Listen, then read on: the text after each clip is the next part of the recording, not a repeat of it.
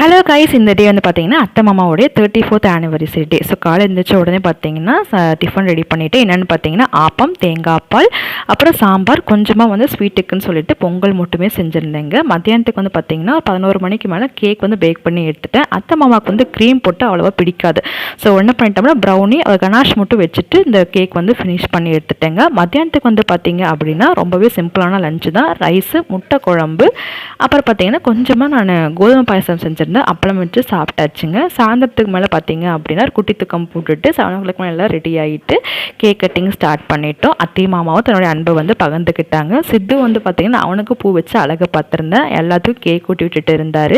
அத்தை மாமாவுடைய அவங்களுடைய தம்பி ஃபேமிலி வந்திருந்தாங்க. ஸோ பார்த்தீங்கன்னா அவங்களும் வந்து கொஞ்சம் கிஃப்ட்ஸ் எல்லாம் கொடுத்தனால அத்தை ரொம்ப ஹாப்பி ஆகிட்டாங்கங்க.